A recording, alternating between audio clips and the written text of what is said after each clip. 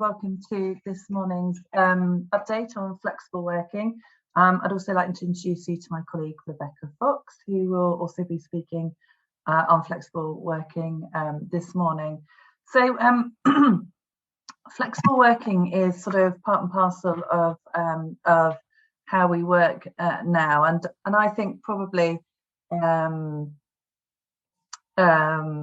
we have all experienced such a massive change to our work and how we work, where we work, when we work in the last 18 months that certainly I think it represents the biggest shift in modern working that we've ever experienced, and quite possibly will ever experience in terms of the suddenness with which it happened.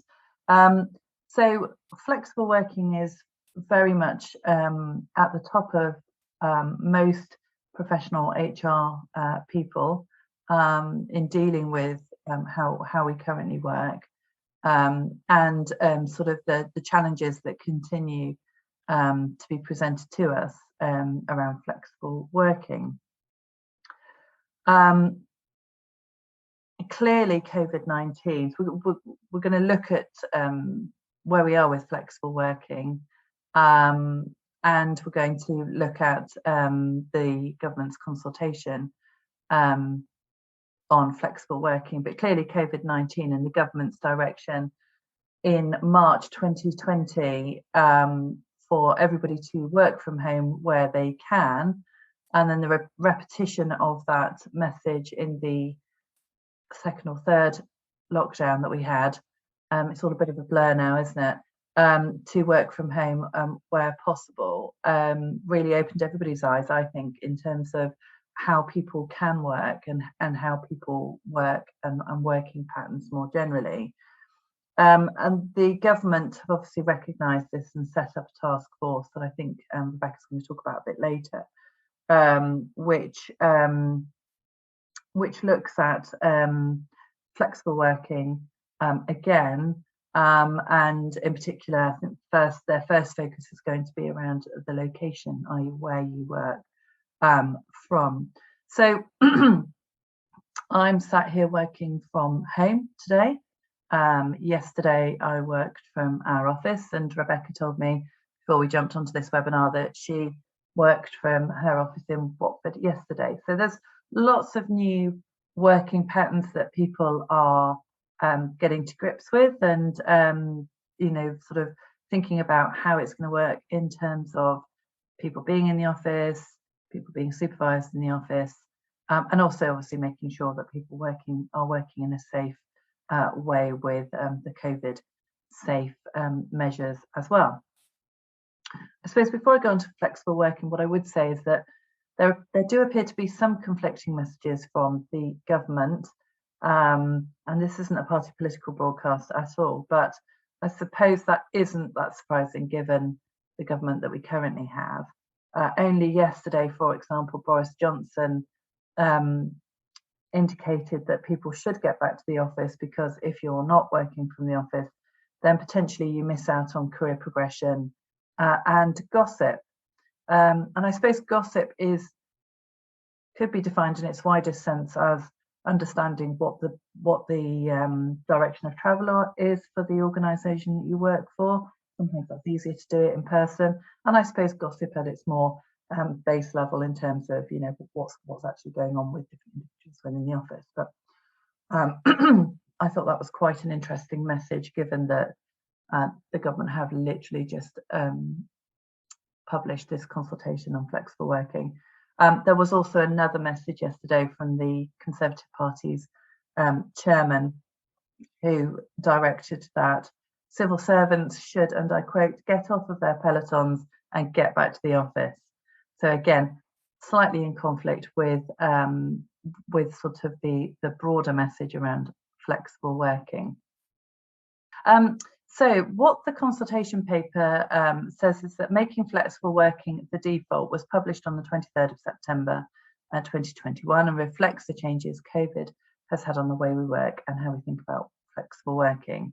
Government has considered whether flexible working should be the default position for employees and whether employers should have the ability to reject a flexible working request. So Rebecca's going to look at that in a bit more detail about what that will mean. But I'm just going to have a look at briefly where we are with the current law. So if we can move on to the next slide. So probably most of you, I would imagine, are fairly familiar with how the current regime works. But just as a reminder, if we move on to the next slide, individuals with at least 26 weeks continuous service can make a written request to work flexibly under the statutory scheme, and that's for any reason. And those of you who have probably been doing this job for as long as I have, or perhaps not quite as long as I have, originally the scheme was for individuals who had childcare issues and dependents that they had responsibility for caring for. And obviously that right has been widened out now to include anybody for any reason. The employer has a duty, if you like, to consider a request for flexible working and be reasonable in its decision. And there are some time frames which I think sometimes employers do forget around the time within which you must come to a decision and communicate that decision. And that's within 3 months, unless, of course, it's been extended by agreement. And then the employer has the duty to notify the employee of the outcome. And the employer can only refuse a request for one or more of the 8 reasons set out in legislation. And the employee can only make one request every 12 months. And I think probably, again, those people who are familiar with dealing with flexible working requests are probably quite familiar with the 8 reasons. And there aren't that many situations where you can't sort of fit in, you can't make use of one of the 8 reasons, I suppose, is probably the better way of putting it. And normally there is, if you genuinely feel that that request can't be accommodated, you can usually find one of those 8 reasons to refuse a request. I suppose what you do need to think about in terms of reasonableness, etc., in relation to reaching the decision is whether there could be any discrimination issues arising out of the request. I suppose the most common one, and certainly the one that we would come across in the early days of this regime, is where you have individuals who've got caring obligations for young children and were female, and they may well have a good argument to suggest that any refusal of that request could amount to indirect sex discrimination. I'm not sure that the regulations took us much further than where we were with an indirect discrimination anyway, but that was certainly one of the risks. And you do have to think quite hard about a justification in those circumstances where you turn down a request for flexible working. In terms of what an employee can request changes to, if we just go on to the next slide, it can be changes to their hours, changes to the times they're required to work, changes to their place of work, and there's no prohibition on employee requesting a temporary change to the above. And changes, all of those things are probably, again, things that we're very used to dealing with in terms of flexible requests. I suppose hours and times they're required to work are the ones that we are probably more familiar with, because people are saying, well, actually I've got childcare commitments, so I need a slightly later start time to accommodate drop-off times, or a slightly earlier finish time, or part-time working in terms of days or hours. I suppose the one that we're probably now more familiar with than we were pre-COVID is obviously the change to their place of work, or a hybrid working arrangement where you are much more flexible about where you work, whether that be from home or from the office, or even somewhere else completely. So those are what the employee can request changes to. Rebecca's going to look at the reasons that a request can be rejected. Thanks, Alison. Yes, so at the moment there are 8 reasons that a request can be rejected, and I will go through these reasons now, which some of you may be familiar with, and then look at the proposals of what is in that consultation paper, and then talk about the flexible working task force. So the 8 reasons at the moment that can be used to reject a flexible working request are set out on this slide, and it's on an individual basis, and all depends on the size or size of an organisation. So the first being the burden of additional costs. And when I say about the size of the organisation, for example, if an organisation cannot take that burden of additional costs, they are going to have the ability to turn down a request on that basis. But an organisation that is able to meet those additional costs will not be able to do so and not use that reason. The detrimental effect on the ability to meet customer demand, which is very similar to number 3, the inability to organise work amongst existing staff. So to be able to meet the demand and sort out the work between those people who are left to do it when that individual is not working. And the inability to recruit additional staff. So if there is somebody working 5 days a week and they want to reduce their days to say 3 days and do a job share, but they're not able to recruit for 2 days because it's too small amount of time to get somebody in, and they're not able to fill that gap. Detrimental impact on quality. So and again on performance, if there's a reduction, that's also a reason. They are also reasons. And the insufficiency of work during the periods the employee proposes to work. And many years ago, I saw a flexible working request where somebody had a 9-to-5 role and they wanted to change the role. And so because their partner had a job during the day and they had childcare commitments and they wanted essentially to work different shifts, and wanted to work between the hours of 5 and sort of 1 o'clock in the morning. But they were customer facing, and the customers were probably around until about 6 o'clock, and after that there wouldn't have been much for them to do. So if there isn't enough work during the period that they want to work, then that at the moment is a reason. And I think will have to always be a reason, because if the individual is not able to do the job that they're employed to do in the hours that they're wanting to do it, it's not going to work. And also any planned structural changes as well is also a reason for rejection. As Alison was reading out from one of her earlier slides, I just noticed it said the consultation paper making flexible working the default, and that's a really scary thought, that actually is it the default position and what does that mean? But actually the proposals do not introduce this automatic right. I think that some could read that as an automatic right to work flexibly, and instead the proposals include a number of measures to broaden the scope of this right that Alison has talked you through.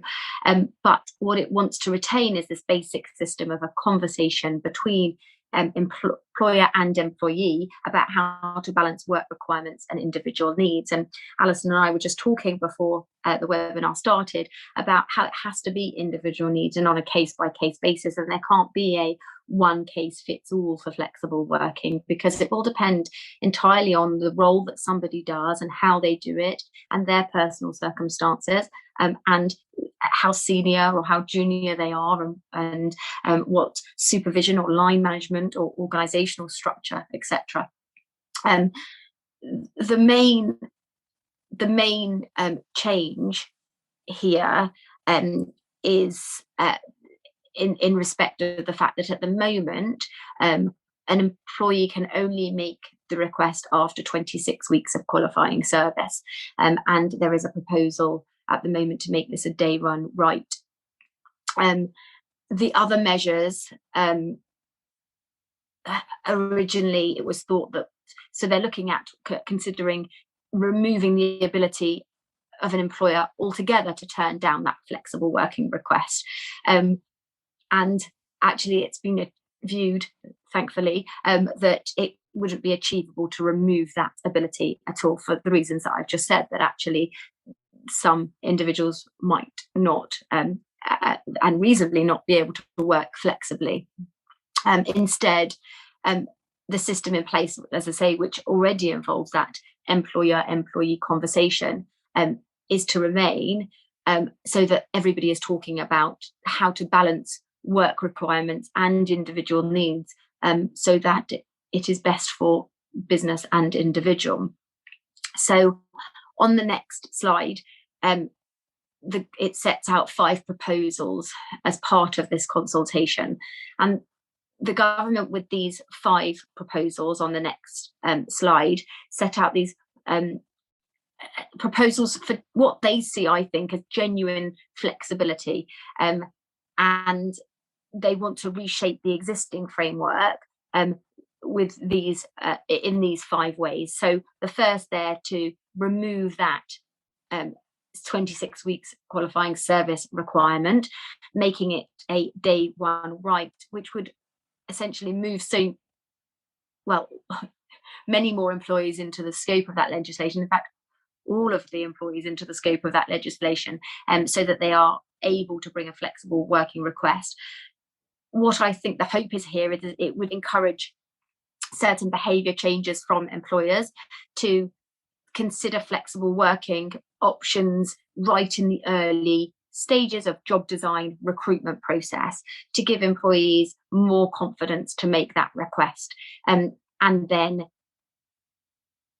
employees being able to work flexibly right from the beginning. And practically speaking, if we think about how that would work, is that somebody could go through an entire process, get a role, and on day one say,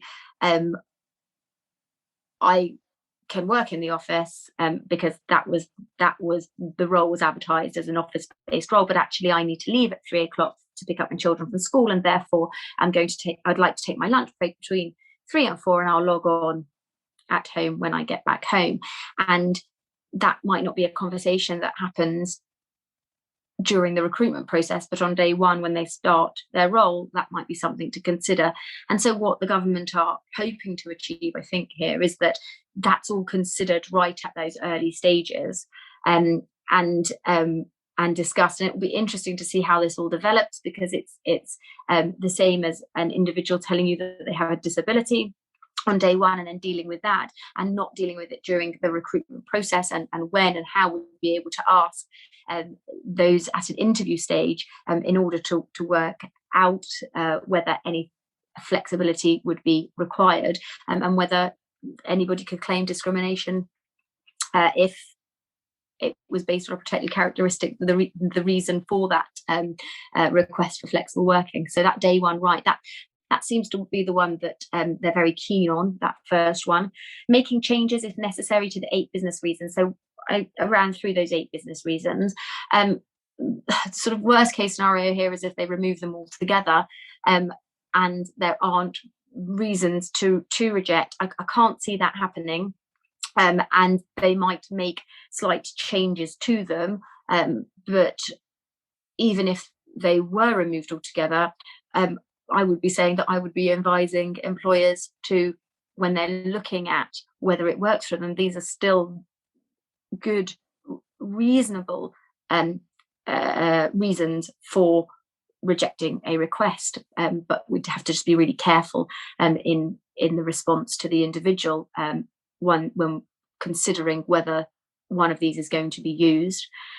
Requiring the employer to suggest alternatives to the arrangement suggested by the employee. So at the moment, an employee can make a flexible working request, and there's no obligation on an employer to suggest an alternative. They can accept or reject the request that's put in. What this would do is put the onus then on the employer to make a suggestion of an alternative of what might work. So actually leaving early on these days might not work, but on these days would work for us. How does that work for you? And having that dialogue and conversation continue. Number 4 is changing the administrative process underpinning the right to request flexible working. So there is a structure to the application that must be made, and certain information must go in there, and then there's the timescales, and also that an employee can only make one flexible working request at the moment in a 12-month period, and whether slight changes might be made to that process to make it slightly easier for an employee to bring a flexible working request. And finally, raising awareness of the existing right of employees to request a temporary flexible working arrangement. And the question is at the moment, how many people are aware? Well, I think people probably are aware now, following the pandemic, that there are ways to work flexibly to make it work for their role.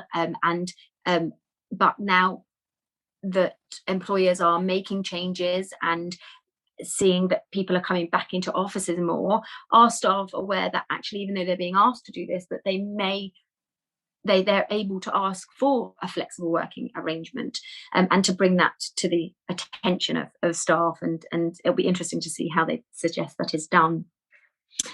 On the next slide, just setting out there what the views that they're seeking. So obviously on those 5 points, and just to clarify that those 8 reasons of a refusal, there won't be a fundamental change, so the scrapping of them altogether, we're hoping, will not occur. But as I've just mentioned, some of the amendments that they may make to there may be some amendments to those 8 reasons, or they may reduce the list or slightly change them, and whether employers have considered those alternative arrangements when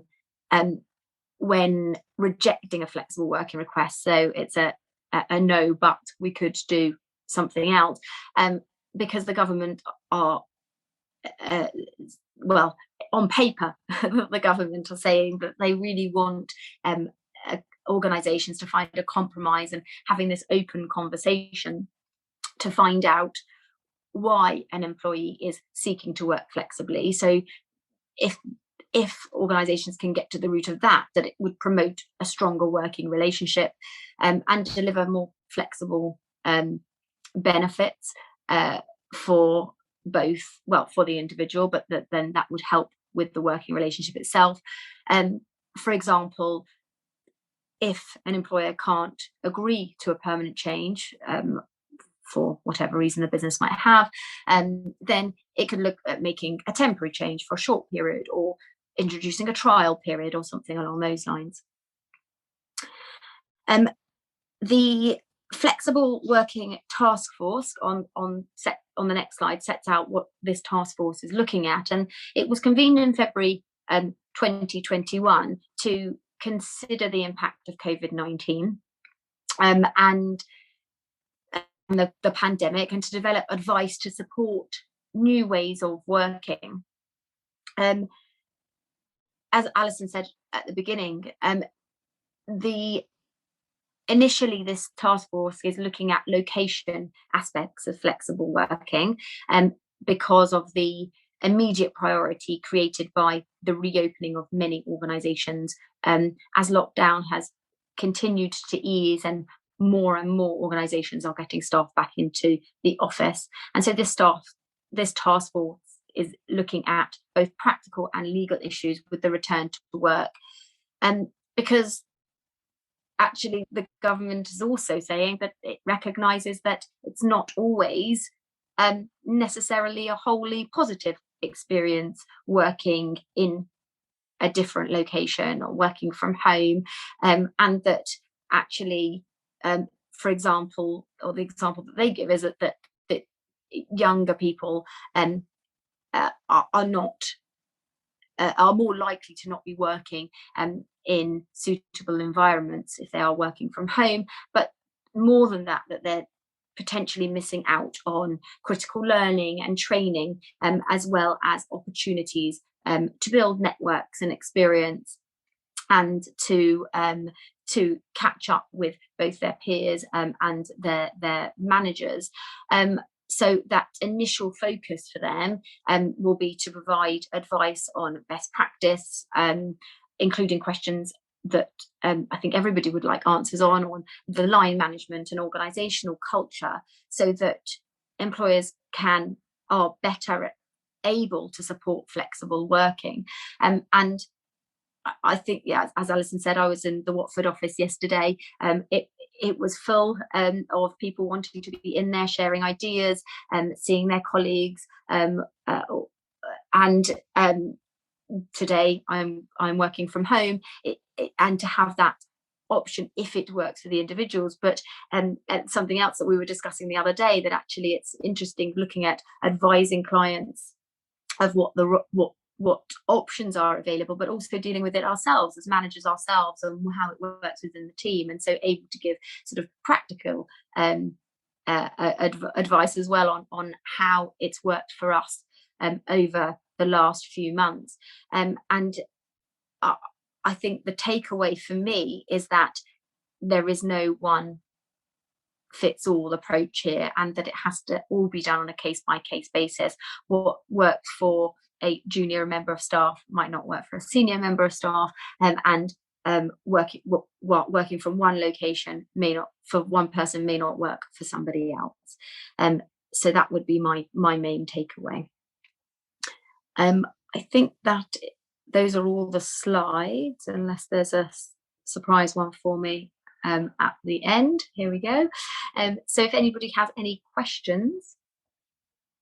I think we've got one question in. I'll just read it out. We are running an organisation-wide trial of blended working until Christmas, during which we are stipulating that employees work 2 days a week in the office and the rest of the week from home. Can we defer considering any formal flexible working requests to work remotely on a longer term basis until the conclusion of the trial?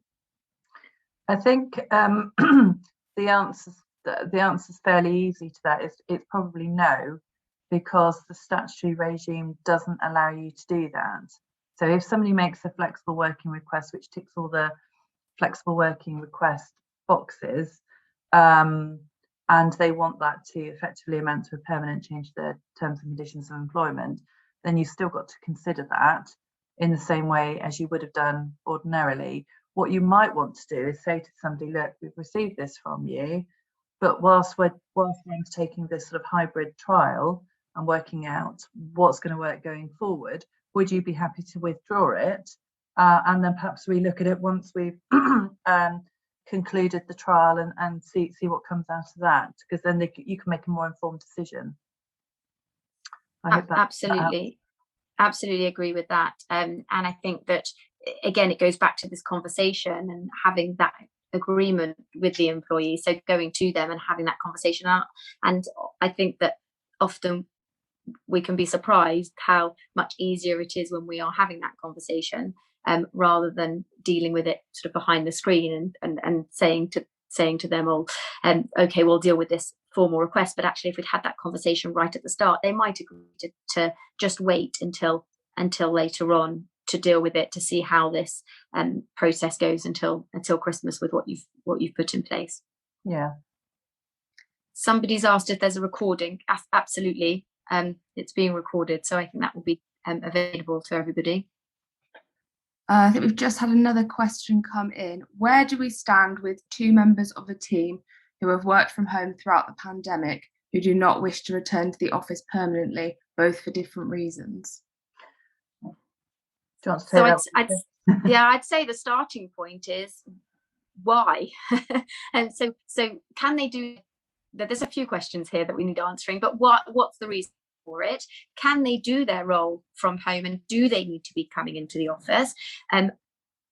Depending on what it is that they do, there's a guess here that they might need to come in. Is there supervision involved? Is there teamwork and collaboration with colleagues?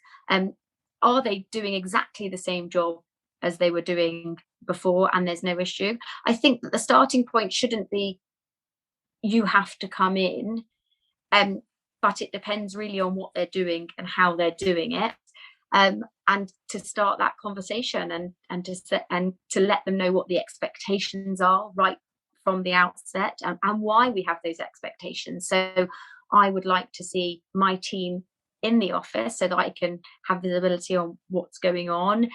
Also, because I think it's really important to have face-to-face catch-ups to be able to. I had meetings yesterday where I think I got more achieved in 15 minutes than you can do in an hour and a half over a video call, to be able to read somebody's body language and how they're talking and what they're saying, and that people tend to be a little bit more honest when they're standing right in front of you, just to have conversations which are what used to be sort of normal conversations before but haven't happened for the last 18 months. So I think it is a case of working out why you want them back in, and whether there is room for compromise with what they're asking for and what you're asking for. Yeah, I mean, I think that's absolutely right. What Rebecca's just said. I think the understanding of why it is that they don't want to come back in is crucial, whilst we're still coming out of the pandemic, because it may well be that the reason why they want to not come back is because they've got concerns around health and safety, and obviously you do need to take that really seriously.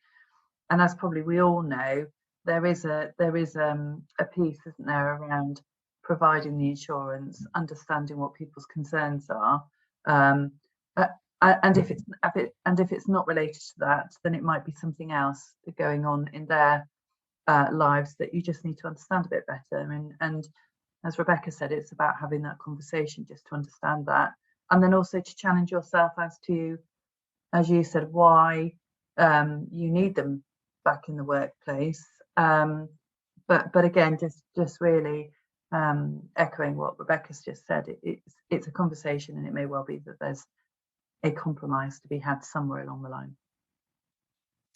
Brilliant. We've had a couple more questions come into the Q&A box. So what is your view regarding requests from support staff in schools? We are in discussions with a number of people who are requesting flexible arrangements, but the general view is that as the children and teaching staff are both in, support staff are there to support. I think that's so I've dealt with this quite a lot, and in that over the last few months I've seen requests, and it's the starting point here again is going back and asking why.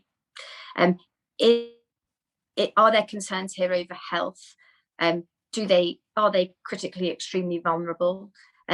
It doesn't automatically mean that they should be at home, but should we be looking at reasonable adjustments, or looking at a change in role? Is there something else that they could be doing? I mean, I appreciate that in a classroom setting that there's probably not, but for a short period, could they be looking at doing administrative work away from the children if that is the issue? And then we go to, well, if that is not the issue, can the role be done working at home? And if the answer is no, and they do need to be there, then it is that they do need to be there. Alison, anything else to add to that? Just trying to get myself off mute. No, I think that's absolutely right. I think it goes back to what is it that they do, and if there is an issue around providing support to those staff who do need to be in because they have a frontline role, i.e. teaching, and their physical presence is needed, then they need to be back in, don't they? So, and again, it's a conversation about understanding what it is about returning to the workplace that they've got concerns with.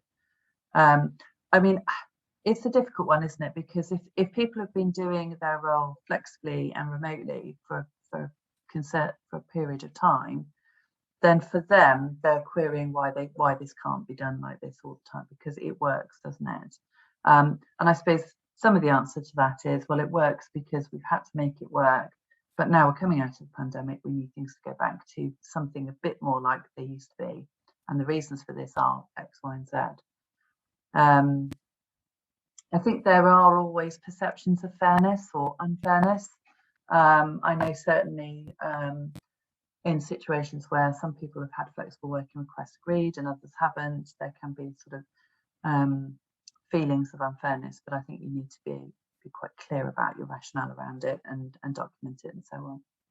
Hopefully that and something that I've come across in the past is that actually an organisation where they've got a few flexible working requests one after the other, you might not be able to agree to all of them, but on a first come first served basis, you deal with the first flexible working request, and then that will change what you've got within a team, and then that might then have a roll on, or likely will have a roll on effect on how you deal with the second flexible working request. So this sort of perceived fairness or unfairness, ultimately it might seem unfair, but as long as you are acting reasonably as an employer, doing what you can when you can do it, then I don't think that anybody could ask any more from you.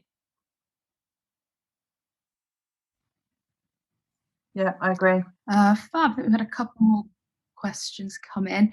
We have a scenario where some staff see it as being unfair to allow some people flex arrangements and then not always appropriate to share the reasons though. What's your advice on how best to manage this?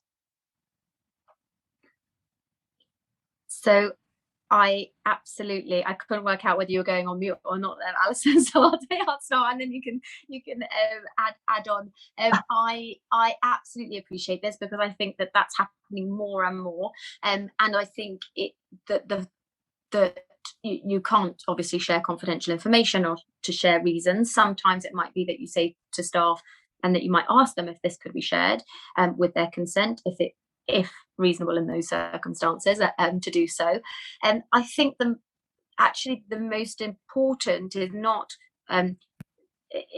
how it's perceived or who's getting that or not. It's that we make it clear to everybody that we expect the same output from everybody, whether they're working flexibly or not. So it might be that somebody's leaving the office early, but are they only being paid until that time? So at that stage, then it's fair that they're not, and actually we could be saying to other members of staff that if they want to be making requests and that they're not being paid. I think sometimes it's just sort of educating and communication to all staff that sometimes when people are leaving early, they're not necessarily being paid or they're not being paid for hours they're not worked, or if they're leaving early and then logging on, that we expect the same output from all members of staff. It's not that they're leaving early and then just finishing for the day, and that all staff are aware of what you've got in place in order to manage that situation. So are these issues, if there are issues with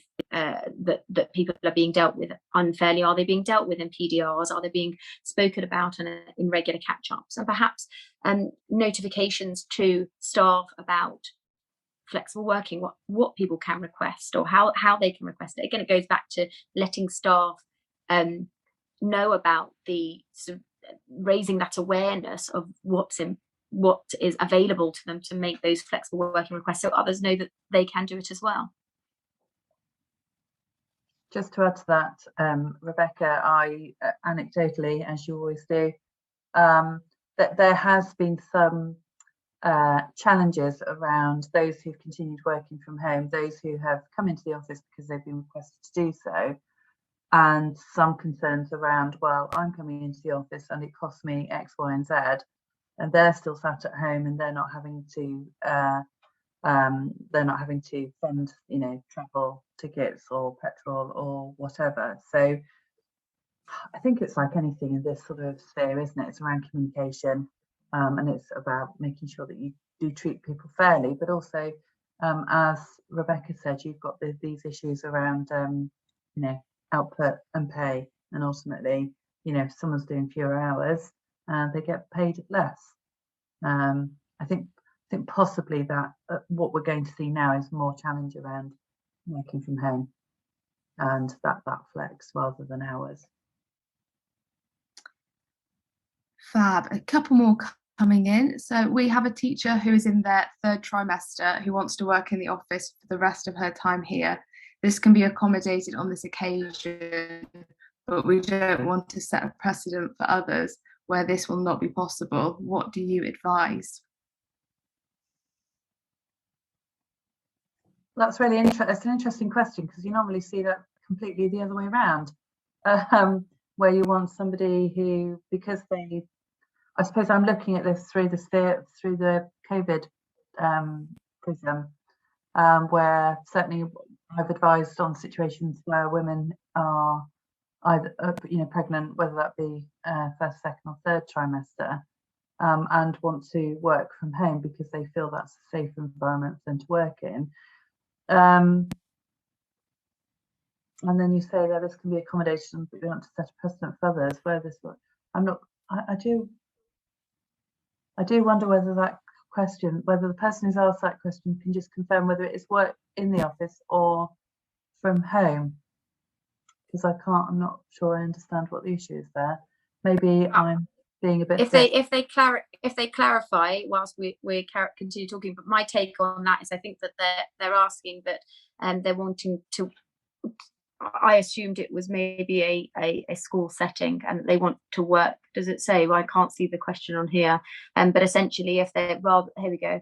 Who works wants? Oh yeah, so it's a teacher, right? So the teacher, so they want to work in the office and not be teaching during the third trimester. So absolutely, I would say go with what you have right now. You're able to accommodate it right now, and if you are able to accommodate it, I'd say that it's reasonable, given the medical issues around COVID-19 and third trimester. I would be looking to agree that if it's feasible and you're able to do that, which I think you're saying you are able to do it, and if it's not possible in the future and you can give reasons depending on what the consultation paper says that you're allowed to do, then I would say that you then deal with that at a later stage. I'm not sure you're setting a precedent if later on you're not able to accommodate it for whatever reason. Yeah, can I just apologise by not actually reading the question properly, which says quite at the beginning, we have a teacher.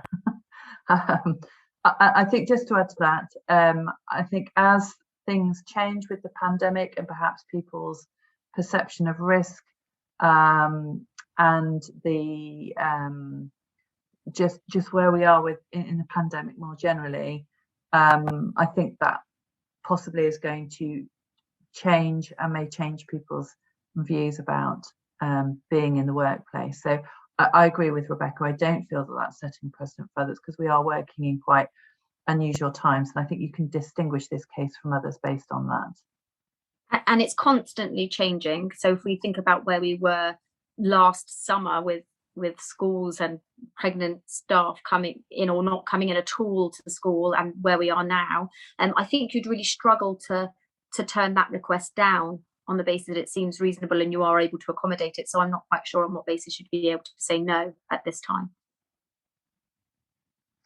Brilliant. We've had a lot more questions come in now. So we have some staff who were able to work from home during COVID, and then we agreed this could be a permanent arrangement. However, now we have internal staff wanting to work from home, but due to customer service environment, this would not be possible. Do we have to look at the people at home now and bring them back to ensure fairness? Good question. I think it's funny because I think maybe different lawyers might have different approaches to this, but I think that your starting point is if they made a flexible working request, if it is agreed and everything is working as it is now, I don't think there is an obligation on you to be changing that, but it might cause resentment and problems within the team if you don't look at it. So I don't think there is a definite right or a definite wrong here. It's what works for the whole team, although the flip side to that is that then if we think 2 steps ahead, what happens then if you do relook at it for the whole team, you're going to have 2 fairly unhappy individuals who have had their request granted, and then that changes not because it doesn't work, but because you've got other members in the team who are grumbling about it. I think here it's probably a communication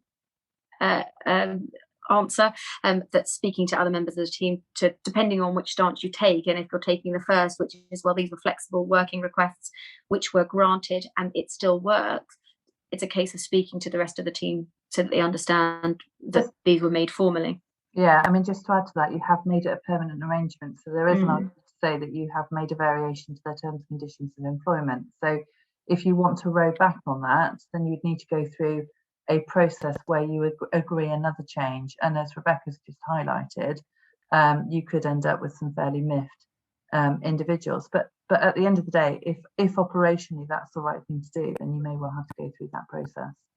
And it would have to be with consent, that change, when you're changing back. And it depends what you did during that process, whether it was a formal change, whether you did in fact change that permanently. I think your question, sorry, I don't have the questions to hand, but I think you might have said it was if it was permanently, then absolutely it's a change to the working terms and conditions, and those would have to be changed again, which is a little bit more complicated than getting everybody in and saying, okay, well, we can't do this now because it'll be a breach of their contract.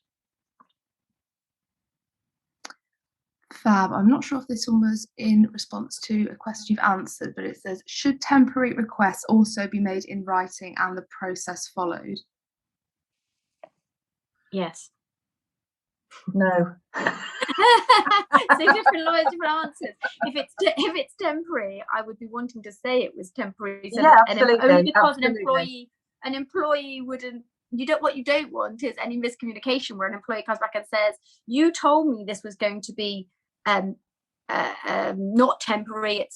It's for the long term, and that I've been doing this for the last 6 months. I had no idea you were going to stop it now."